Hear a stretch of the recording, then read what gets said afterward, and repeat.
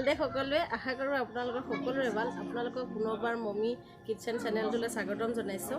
মই ভালে আছোঁ আৰু আজি মই লৈ আহিছোঁ আপোনালোকলৈ এটা চিকেন ৰেচিপি। আহকচোন ভিডিঅ'টো চাওঁ আৰু ভিডিঅ'টো শেষলৈকে চাব। শেষত চাই জনাবলৈ নাপাহৰিব আপোনালোকৰ কেনে লাগিল। মাংস বনাবৰ বাবে মই এখন পেন গেছত পাতি দিলোঁ, কিন্তু তেলো দিয়া হ'ল, কিন্তু দুৰ্ভাগ্যবশতঃ কেমেৰাটো অফ হৈ থাকিল। আৰু তেল গৰম হোৱাত মই দিছোঁ পিঁয়াজ অকণমান দি চাইছিলোঁ তেলটো গৰম হৈছেনে নাই বুলি। মই এখিলা তেজপাত দিছোঁ। তেজপাতখিলা মই দুটুকুৰাকৈ কাটি লৈছিলোঁ। তেজপাতখিলা দি মই পিঁয়াজ দিছোঁ। পিঁয়াজটো অলপ ৰঙচুৱা হোৱালৈকে ভাজি ল'ম।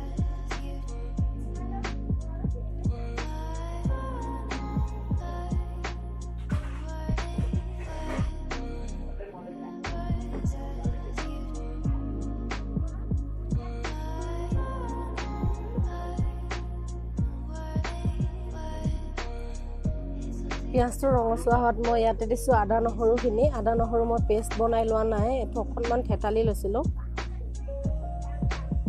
তাৰপিছত মই অলপ কেঁচা হালধি ব্যৱহাৰ কৰিছোঁ। কেঁচা হালধিটো মই পেষ্ট বনাই লোৱা নাই, অকণমান খুন্দিয়ে লৈছোঁ। সকলোবোৰ লৰাই মই ভাজি আছোঁ। প্ৰায় 3 মিনিটমান সময় মই ভাজিছোঁ। তাৰপিছত দিছোঁ মই ইয়াত জিৰা জালুকৰ গুড়া আৰু কেঁচা জলকীয়া প্ৰায় মই 5-6টামান লৈছিলোঁ। সেইখিনিও একেলগে তেলতে ভাজি লৈছোঁ। সকলোবোৰ মই অকণমান সময় আকৌ ভাজিম যাতে মিশ্ৰণটো ভাল হয়।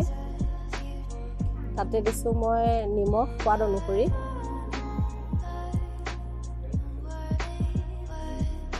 মই কিন্তু শুকান হালধিৰ গুড়ি ব্যৱহাৰ কৰা নাই, যিহেতু মই কেঁচা হালধি দিছোঁ, গতিকে শুকান হালধি ব্যৱহাৰ কৰা নাই।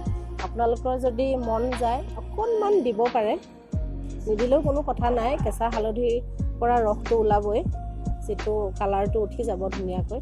তাতে দিছোঁ মই মাংসখিনি। এইটো লোকেল মুৰ্গী হয়, যিহেতু লোকেল মুৰ্গী স্বাস্থ্যৰ কাৰণে ভালেই, তাতে আৰু যেতিয়া কেঁচা হালধি দিয়া যায়, গতিকে সোৱাদটো অলপ বেলেগ হয়। আপোনালোকে ট্ৰাই কৰি চাবচোন। মই ভাজি আছোঁ এনেদৰে লৰাই। মই ঢাক মাৰি দিছিলোঁ। ঢাক মাৰি দি মই প্ৰায় 5 মিনিটমানৰ মূৰত চাইছিলোঁ। এতিয়া চাইছোঁ আৰু এবাৰ ঢাক মাৰি দিলোঁ। ঢাক মাৰি দি চালোঁ উদঙাই। 10 মিনিটমান সময় ভাজিম।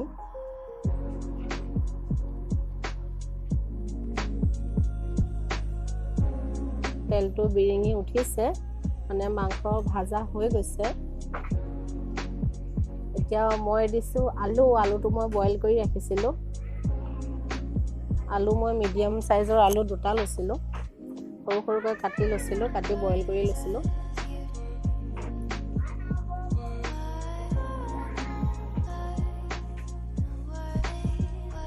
আলুটো ভালদৰে ফ্ৰাই কৰি ল'লোঁ। মাংসৰ সৈতে একেলগে ফ্ৰাই কৰিছোঁ মই, মন কৰিব। তাৰপৰা আৰু ঢাক মাৰি দিলোঁ। ঢাক মাৰি 3 মিনিটমান আকৌ মই ঢাক লগাই দিলোঁ। আঁতৰাই চোৱাত অকণমান তলিত ধৰা যেন দেখিছোঁ, অলপ ৰঙচুৱা হৈ উঠিছে।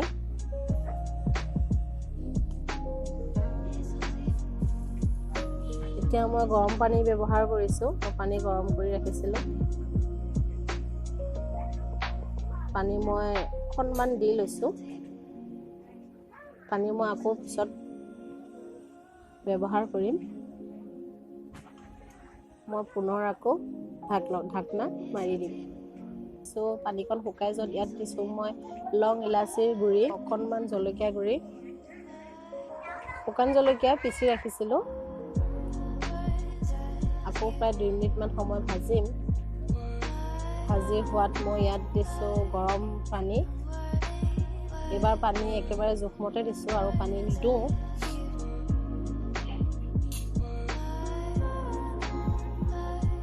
লৰাই দিছোঁ পানীকণ দি।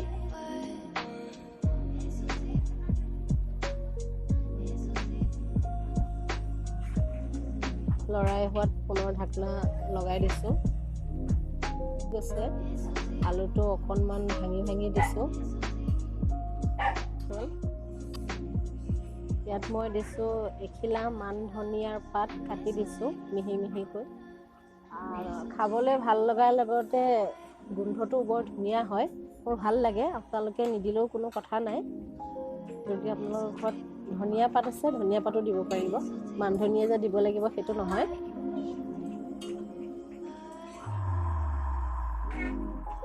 মাংস ৰেডি, চাওকচোন দেখিবলৈ কিমান ধুনীয়া হৈছে। কেঁচা হালধিৰ লগত মাংস বনাইছিলোঁ। যদি আপোনালোকৰ ভাল লাগে বনাই চাব।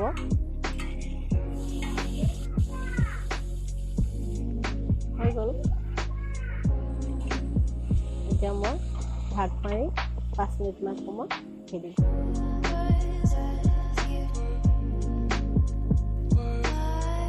সঁচাকৈ বৰ সোৱাদ আছিল। আপোনালোকে ঘৰতে এবাৰ ট্ৰাই কৰি চাব আৰু ভিডিঅ'টো চাই কেনে পালে জনাবলৈ নাপাহৰিব।